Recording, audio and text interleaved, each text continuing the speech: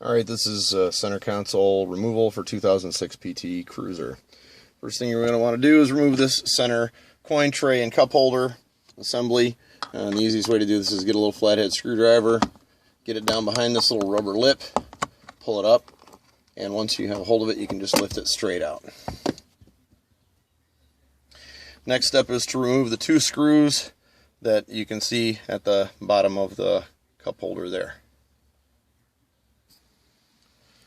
The next step is going to be to remove the shifter knob, which is by removing a hex screw at the bottom of the knob right there. So we'll just insert our hex key tool into this hole. The right size, this is metric, so not sure if standard is going to fit. Off the knob comes. Pretty straightforward. Okay, next step is to remove the 4 screws, and maybe there are 6 in the bottom of the console. Just open up the console and you can see, well, you can't see yet because the light's not there, but now you can see there are 4 screws in the bottom of the console, so we need to get those removed. Okay, 4 screws are removed. Console is pretty much ready to be lifted out. Okay, the next step is to come to the back of the console. You're going to see a small, I don't even really know what this thing is, but this little panel here needs to be pulled out. You take a small flathead screwdriver, just get under the edge here and pop that off, and you'll see that the connector for the cigarette lighter, or the accessory power outlet, is behind there. We need to get that unplugged. Okay, so as I said, you got to get that connector off. The difficult part with this is that that little blue tab at the bottom is kind of difficult to depress, especially if you got larger hands.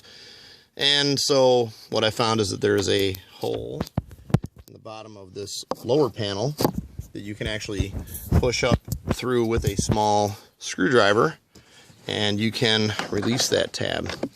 I'll try and do my best here to get you a decent video of it. But so there's a hole right here, and you can see, I don't know if you can see it, but there's a blue tab, and if you push right up on the middle of it and pull back, you can take it off just like that. Okay, so we have the shifter knob and fasteners removed at the front. We've got the fasteners removed at the bottom of the console, and we have the connector disconnected at the accessory power outlet at the back of the console. We still have one electrical connector behind the console that is powering this front accessory power outlet, and so the next steps to getting this thing out, as you can see, it's loose. We've got it very loose, but our park brake handle and a shifter are in the way, so we have to apply the park brake, and in this case we're going to pull this back as far as we can. One word of caution here: if this is an older vehicle, and in some cases the emergency or park brake cables will rust, and if you try to apply the brake like this and then release it and the handle doesn't return by itself, and or the vehicle doesn't move as easily as it did before, then you may have actually bound up some cables. So that's the only risk there. That's about it. So we're going to lift the back of the console right here and try and get it off. Now we're going to see if it's going to clear. It looks like it's going to clear the shifter, and off it comes. And so we're pretty tight down at the top here. I'm not really applying a lot of force, but as you can see, I'm trying to carefully fish it around or work it around the shifter.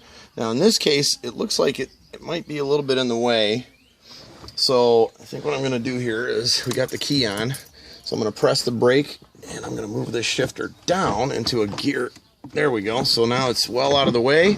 Now I can just roll the console, and we should be able to get to our last connector down here. And there's one more connector just like the one at the back we need to disconnect. Once you do that, console's out.